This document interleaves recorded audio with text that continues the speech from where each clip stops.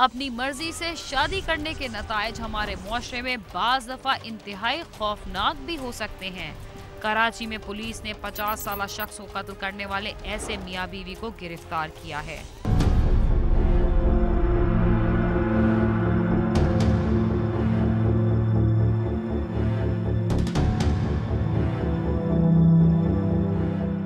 घर से भागकर शादी करना अब हमारे मुआशरे में फैशन बन चुका है। चंद लम्हों के जज्बात के हाथों मगलूब होकर हमारी नौजवान नस्ल अपने वालिदैन और घर वालों से बगावत पर उतर आती है, और उनमें चंद ही ऐसे होते हैं जिनकी अज़दवाजी ज़िंदगी खुशगवार गुजरी हो। अंधी मोहब्बत के हाथों मजबूर होकर अपने घर वालों की इज्जत खाक में मिलाने वाले अक्सर नौजवानों का अंजाम कराची की कायनात से मुख्तलिफ नहीं होता, जो शादी के 1.5 साल बाद ही अपने शोहर की असलियत जानने और इसके साथ शरीके जुर्म होने के बाद अब उससे तलाक का मुतालबा कर रही है। क्रिमिनल था, मुझे नहीं पता इनका बैकग्राउंड क्या था। जो उन्होंने मुझे बताया मैंने उसकी बात पे यकीन कर लिया। अब मुझे तलाक चाहिए इससे। मुझे नहीं पता था कि इतना वो होगा मेरे साथ। ये अल्लाह नबी की कसम खा खा के बोलता था मुझसे। इन्होंने मोहब्बत की शादी की थी अरसा 1.5 साल कबल।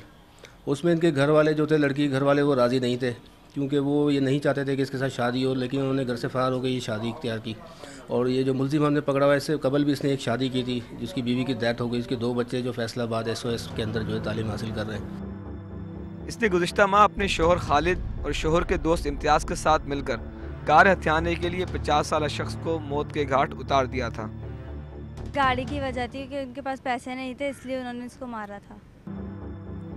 पुलिस के मुताबिक गुज़िश्ता माह की 14 तारीख को मुलजिम खालिद ने अपने दोस्त सुलेमान को अपने घर बुलवाने के बाद अपनी बीवी और दोस्त इम्तियाज़ की मदद से इसके मुंह पर तकिया रखकर इसे मौत की नींद सुला दिया था, और इसके बाद उन्होंने मकतूल की कार में ही इसकी लाश डालकर सुरजानी टाउन के सुनसान इलाके में फेंक दी। मुलजिमान वारदात के बाद अंदरूनी सिंध चले गए थे। वो फिर जब उठ के वो जाने लगा है तो मैं खड़ा हुआ था, ये लेटा हुआ था सलमान, तो इम्तियाज़ पीछे बेड पे बैठा हुआ था। उसने उसके मुंह के ऊपर तकिया रख दिया। तो मुझे कहा कि अब इसके ऊपर पैर रखो, इसके पैर पकड़ लो, नीचे बैठ के ना इसके पैर पकड़ लो। बस मैंने मजबूरन फिर पैर पकड़ लिए। मैंने कहा कि हमारी भी जान को, इसने कहा कि तुम लोगों की जान को भी खतरा है। इस तरह किराए पे रिहाइश पजीर खालिद वहाँ तकरीबन 3 महीने से इन्होंने वहाँ बुलाया मुतवफ़ी को, क्योंकि मुतवफ़ी पहले भी 1-2 मरतबा वहाँ इनके पास आया है। उससे कोई पैसे वैसे की ये डिमांड कर रहे थे। जब ये आया तो उन्होंने रात को इसको बैठा के अपने घर के अंदर, ये तीनों मुलजिमान ने मिलकर उसके मुँह पर तकिया रख के हाथ पैर पाँव पकड़ के उसको वहीं हलाक किया। जहाँ उन्होंने 1,40,000 रुपये में गाड़ी फरोख्त कर दी, जिसके बाद मुलजिम इम्तियाज़ और खालिद ने आपस में 70-70 हज़ार रुपये बांट लिए और इसके बाद वो पंजाब चले गए।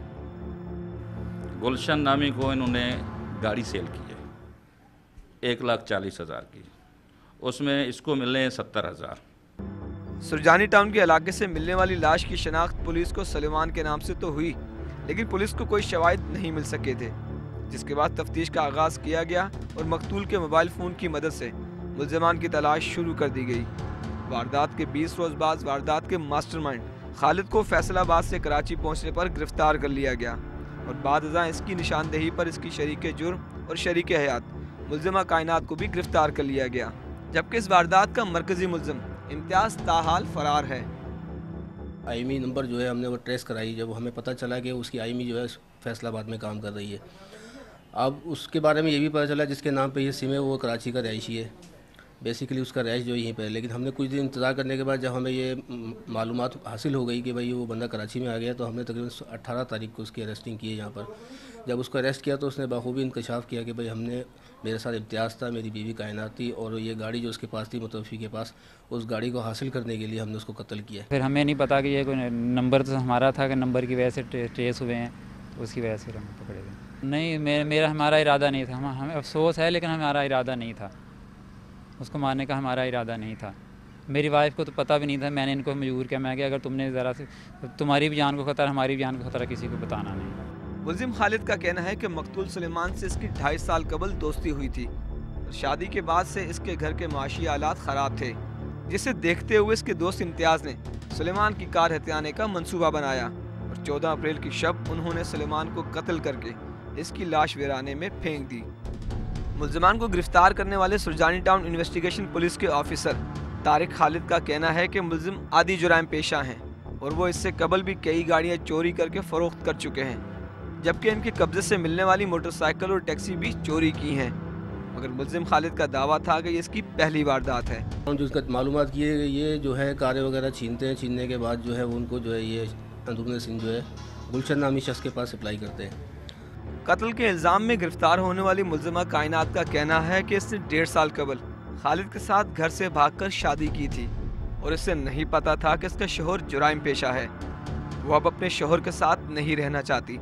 ये अल्लाह नबी की कसम खा खा के बोलता था मुझसे। नहीं पता था कि ये क्रिमिनल नहीं। जबकि इसके शोहर का कहना है कि इससे ये गलती तो हो गई है लेकिन इसकी बीवी को छोड़ दिया जाए। साथी मेरा तो फ़रार हो गया, सरगोदा चला गया। अब हम तो इल्तिजा करते हैं कि हमसे मेरी वाइफ हाफ़िज़ कुरान है, हम पे रहम किया जाए। हमसे गलती होगी, हमें शर्मिंदा हैं। अंधी मोहब्बत के हाथों मजबूर होकर और घर वालों से बगावत करके अपनी नई ज़िंदगी के सपने सजाने वाली कायनात का यह अंजाम मुआशरे के भटके हुए लोगों और हमारी नौजवान नस्ल के लिए एक सबक है जिससे इबरत हासिल करने की ज़रूरत है। कैमरामैन सिकंदर बख्त के साथ सालिक शाह, समा, कराची। हमारे यहाँ असलहे पर पाबंदी न होने की वजह से बाज दफा इंतहाई खौफनाक वाकयात पेश आते हैं। कसूर में भी नाजायज असलहे की वजह से ऐसा ही एक वाकया पेश आया जब लड़ाई के दौरान होने वाली फायरिंग को देखने के लिए आने वाला नौजवान अंधी गोली का निशाना बन गया।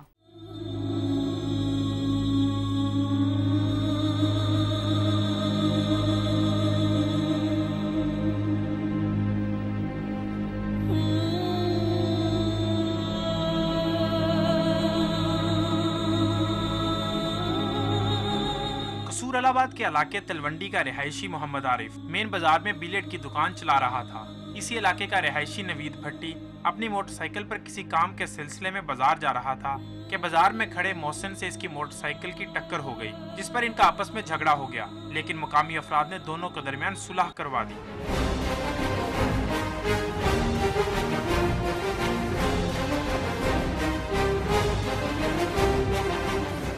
इससे कुछ ही देर बाद नवीद भट्टी अपने चंद साथियों के साथ असलहे समेत दोबारा वहां पहुंचा और गाली गलोच के साथ हवाई फायरिंग भी शुरू कर दी। इसी दौरान बाजार के कुछ अफराद मौका पर इकट्ठे हो गए और एक गोली चौक में खड़े आरिफ को जा लगी। उसे अस्पताल पहुंचाया गया लेकिन वो जानबर ना हो सका और दम तोड़ गया।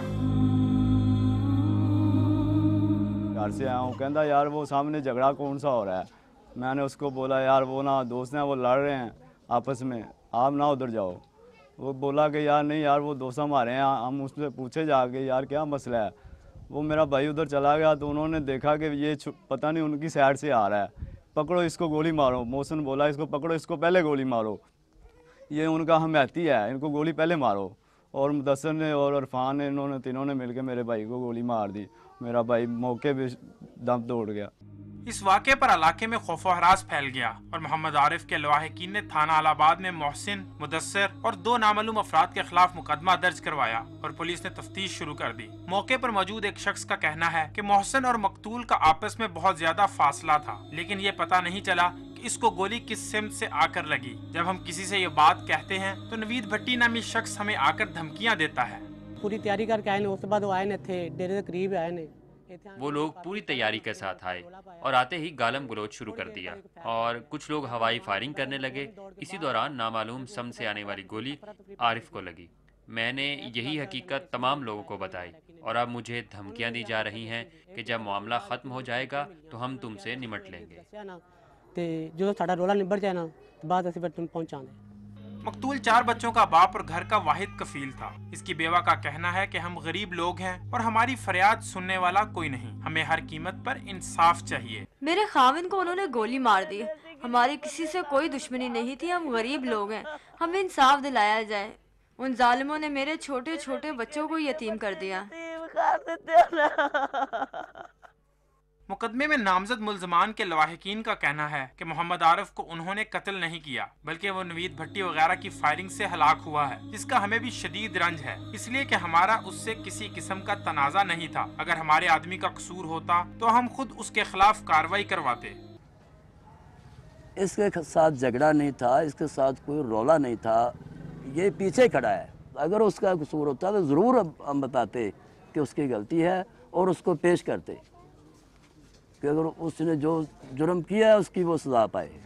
मामूली इख्तलाफ पर अगर दोनों पार्टियां तहम्मुल मजाजी का मुजाहरा करती तो आज शहनाज का घर ना उजड़ता और वो अपने यतीम बच्चों के साथ इंसाफ की भीख मांगने पर मजबूर ना होती। कैमरामैन मुर्तजीज एजाज और साथी रिपोर्टर महर शफीक के साथ गालिब अब्बास, समा, कसूर।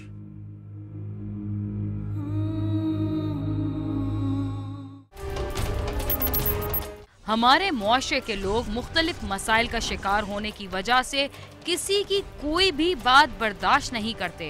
बात बात पर झगड़ा होता है और ये झगड़े लोगों की जान लेते हैं। लाहौर में भी क्रिकेट खेलने के दौरान होने वाले मामूली तनाज़े पर एक नौजवान को उसके दोस्तों ने कत्ल कर दिया।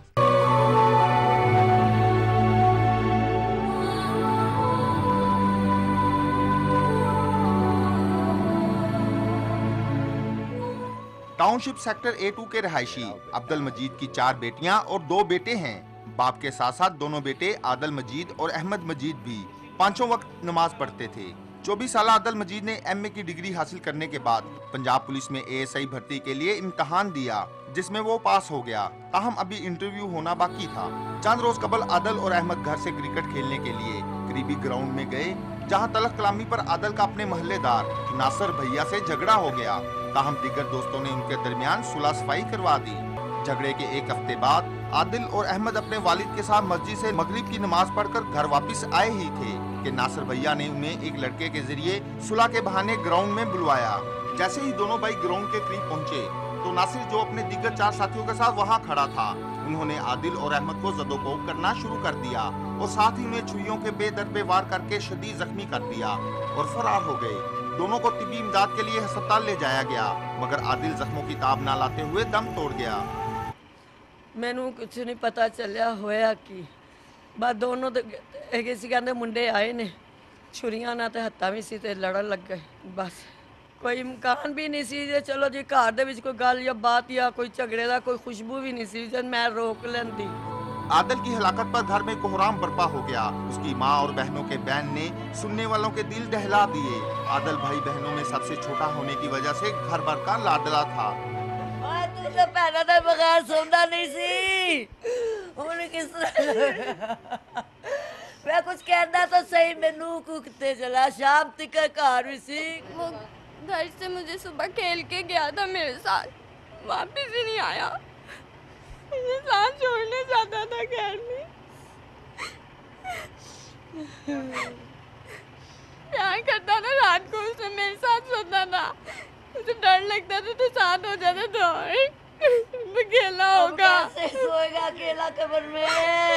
कह रहा था मुझे खाना दे दो, मैंने उसे खाना दिया, फिर चला गया। उसके बाद हमें पता चला कि उसे कत्ल गई थी। आदिल मजीद की लाश पोस्टमार्टम के बाद वर्षा के हवाले कर दी गई, जिसे मकामी कब्रिस्तान में सुपुर्द खाक कर दिया गया। आदिल मजीद के वर्षा का मुतालबा है कि मुलजिमों को गिरफ्तार करके उन्हें कैफरे किरदार तक पहुंचाया जाए। कैमरामैन मिर्जा मोहम्मद ताहिर के साथ आमिर शहजाद, समा, लाहौर।